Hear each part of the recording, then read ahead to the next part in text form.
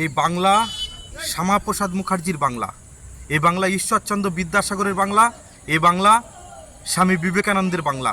সেই বাংলার শিক্ষা ব্যবস্থাকে নিয়ে যারা কলুষিত করেছে তাদেরকে ধিক্কার জানাই।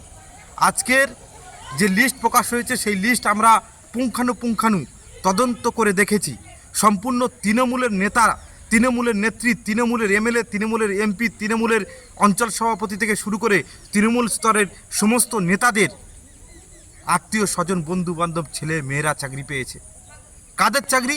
যারা প্রকৃত পরীক্ষা দিয়ে পাশ করেছে, এসএসসি পরীক্ষায় পাশ করেছে, তারা চাকরি পায়নি। পেয়েছে কারা?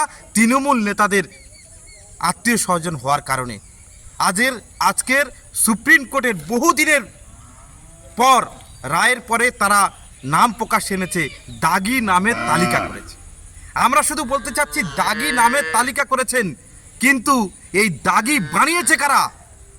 যে সমস্ত তৃণমূল নেতারা অর্থের বিনিময়ে পশ্চিমবাংলাকে দাগি বানিয়ে দিয়েছে, পশ্চিমবাংলার যুব সমাজকে দাগি বানিয়ে দিয়েছে, সেই সমস্ত তৃণমূল নেতাদের নামের তালিকা করে ছবি দিয়ে মোড়ের মাথায় টাঙিয়ে দেওয়া উচিত যে এদের জন্য সারা বাংলার শিক্ষা কলুষিত হয়েছে, এদের জন্য বেকার ছেলেদের অর্থের বিনিময়ে চাকরি দেওয়া হয়েছে, এদের জন্য প্রত্যেকটা যুবক ছেলেদের যারা শিক্ষিত, বেকার শিক্ষিত, পরীক্ষায় পাশ করা ছেলে, তাদের চাকরি না দিয়ে তাদের চাকরি অন্য জায়গায় বিক্রি করা হয়েছে।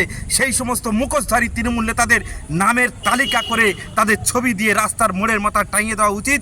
এই সমস্ত চোরেদের জন্য আজকের রামকৃষ্ণদেবের বাংলা, বিবেকানন্দের বাংলা, ঈশ্বরচন্দ্র বিদ্যাসাগরের বাংলা কলুষিত হয়েছে। আমি ধিক্কার জানাই তৃণমূল কংগ্রেসকে। আর আজকের এই মিডিয়ার মাধ্যমে আমরা বলতে চাই, ভারতীয় জনতা যুব মোর্চার পক্ষ থেকে প্রত্যেকটা যুবকের যারা প্রকৃত পরীক্ষা দিয়ে পাশ করেছে তাদের চাকরি দিতেই হবে, এবং মহামান্য সুপ্রিম কোর্ট সেই নির্দেশ দেবে, এটুকু আশা আকাঙ্ক্ষা আমরা রাখবো। তার সঙ্গে সঙ্গে আগামীর 26-এর নির্বাচন, তৃণমূল বিসর্জন, বাংলার প্রত্যেকটা শিক্ষিত যুবক ছেলেদের কাছে আহ্বান জানাবো, আসুন বাংলায় পরিবর্তন করি, বাংলায় প্রকৃত সুশাসন ফিরিয়ে আনি, প্রকৃত বাংলার শিক্ষা ব্যবস্থাকে ত্বরান্বিত করতে, যুব সমাজকে এগিয়ে নিয়ে যেতে আগামী প্রজন্মের স্বার্থে 26-এর নির্বাচন, তৃণমূলের বিসর্জন।